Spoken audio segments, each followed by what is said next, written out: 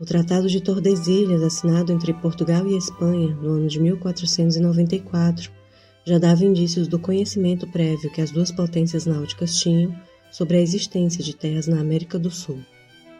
Com ele, os países tentavam garantir a posse do local dividindo, e pelo menos na teoria, respeitando os limites territoriais pertencentes a cada um.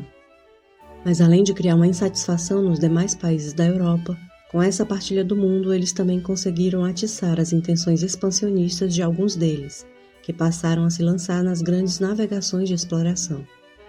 A França, por exemplo, saiu na cola dos portugueses e já nos primeiros anos após o descobrimento, passou a visitar constantemente a costa brasileira, negociando o pau-brasil com os indígenas e cultivando uma boa relação comercial com algumas tribos. Sem intenções iniciais de ocupação, os franceses tiveram uma percepção diferente da dos portugueses sobre a terra, os habitantes e seus costumes. Alguns deles chegaram até a morar por um tempo com as tribos e, por vontade própria, aprenderam a língua local. Nesta época, a maioria das expedições francesas enviadas para explorar o pau-brasil eram patrocinadas pelos ricos comerciantes da região da Bretanha e da Normandia.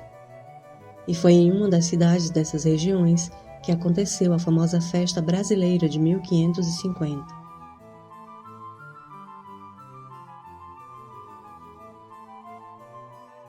No século XVI, era comum que os moradores ricos de uma região convidassem o rei para visitar sua cidade e preparassem um espetáculo para recebê-lo, junto com sua comitiva e as demais pessoas importantes que comparecessem ao evento.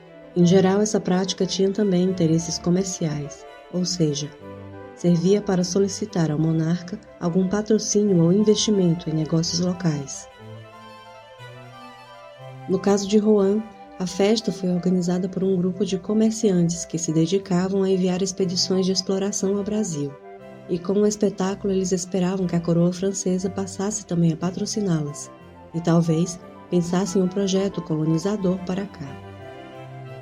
Além de contar com a ilustre presença do rei Henrique II e da rainha Catarina de Médici, estavam entre os espectadores a rainha da Escócia Mary Stuart, chefes militares e representantes da igreja, embaixadores de alguns países da Europa e algumas distintas damas da corte, entre as quais Diana de Poitiers, apontada como amante do rei.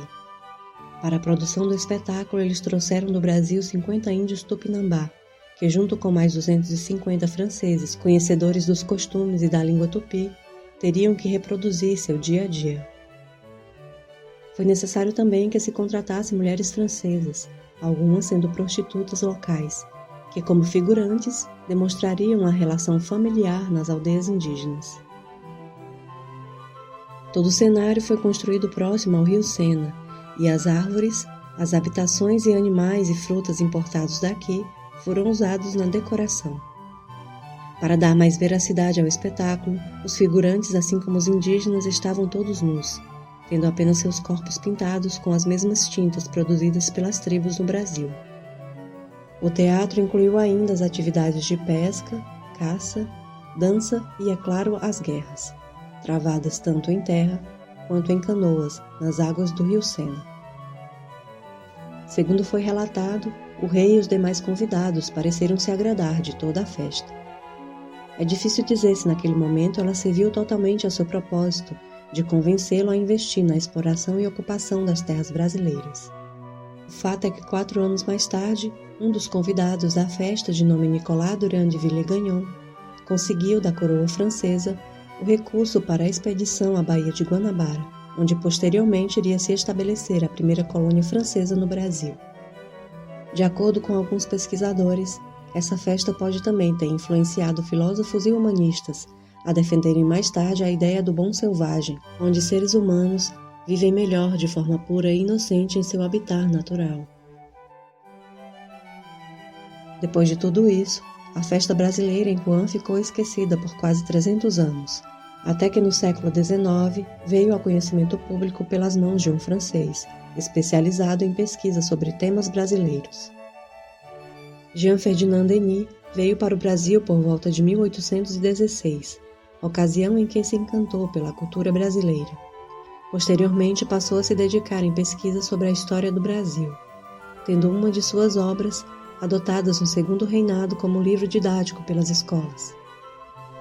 De volta à França, ele passa a trabalhar como conservador na Biblioteca Saint-Geneviève, em Paris, e lá encontra um pequeno livro publicado no ano de 1551, que para sua surpresa trazia detalhes de uma festa promovida em Rouen, na qual se celebrava a cultura brasileira, inclusive com a participação de alguns brasileiros.